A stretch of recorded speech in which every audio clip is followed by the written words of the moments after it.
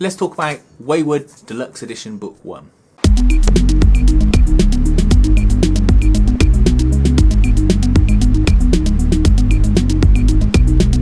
Wayward Deluxe Edition Book 1 from Jim Zubb and Steve Cummins follows the story of Rory, a girl who relocates from America to Japan to live with her mother. She quickly finds things are not quite as they seem, and that she has abilities. Who'd have thunk it?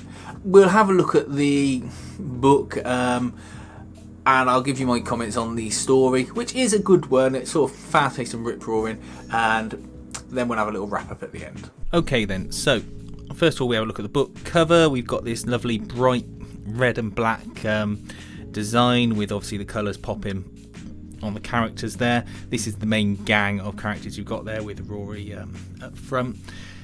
Then in the back you continue the black and red design on there. All looks very nice. No dust jacket as is usual with the Image Deluxe editions, but otherwise it feels like a really well put together book. The binding's great on it. You get this nice pattern in here as well on the liner pages, and then you're straight into the story, no mucking about. You follow Rory as she transfers to Japan following her choosing to live with her mother after things aren't working out with her dad. She very quickly notices things are different in Japan and has concerns about fitting in, but she can still speak Japanese. Then all of a sudden she has an intervention, let's say, from a cat-themed girl in an alley because some guys are picking on her, and quickly those guys turn out to be turtley monsters, sort of teenage mutant ninja turtles gone bad. They become chums because Rory can see things and do things. She can sort of see these red trails going everywhere, and they lead her places. She doesn't share that with her mum, but she starts meeting up with this girl and discovering more about the world. There's obviously a bit about cutting there. That doesn't really come up in this book again.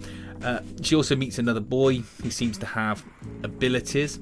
They become friends as well. I'm not giving out what all these abilities are because I don't want to spoil it too much, because that's obviously part of the story. And it's a really fast-paced, moving story as well. That's one of the things, is it really sort of barrels along. You never feel like there's any filler material or wasted pages. And that's a plus for this book. They decide they're going to start fighting these evil forces that are abound in their city, and this results in her having to cut ties with her mother and people they know, and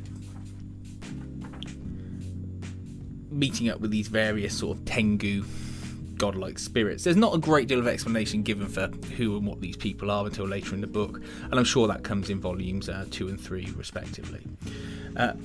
Something happens to Rory that means she dips out of the story halfway through for a bit, and you have a new girl as the main character set a few months after this battle, which again I won't go into details of. She meets the survivors of this battle, joins up with their gang, and they end up taking on these monsters again. Through various means, Rory and the boy come back, and they all meet up at the end. There's a fight, and you're set up for the second volume. I know I've sort of rushed through all of that. I mean, the one girl, she gets powers where she can... It's like Absorbing Man, basically. She can absorb the properties of things she touches. Now, it's a fast-paced story. It's got great art. It's nice and clear, expressive. The only thing is, I think it lacks some detail in the plotting. Obviously, I haven't read volumes 2 and 3, so I don't know if that all of a sudden gets filled out. But for the first 12 issues, you'd like to think there'd be a bit more depth in the plot. But it makes a good sort of action series to read if you can get it for the right price. The extras you get at the back are plenty of sort of variant covers, bit of explanation on the Tokyo Underground of the art, things like that, some sort of short essays explaining the red string of fate that Rory can see and follow. It's a good book, don't get me wrong.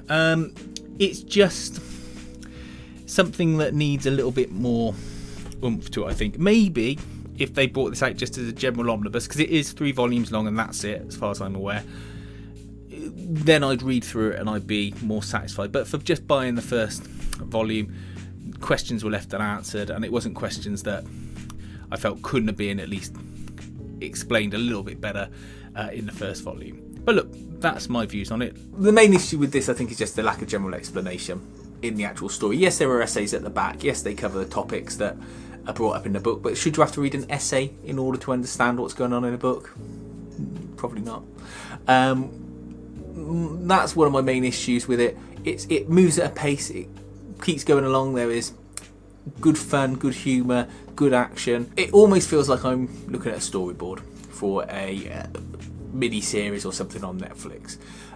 But look, it's a good book. It's certainly worth buying if you can get it for the right price. It's just I can see why a lot of people got turned off on this series as well. Let me know what you think about it. Please feel free to like and subscribe, and thanks for watching.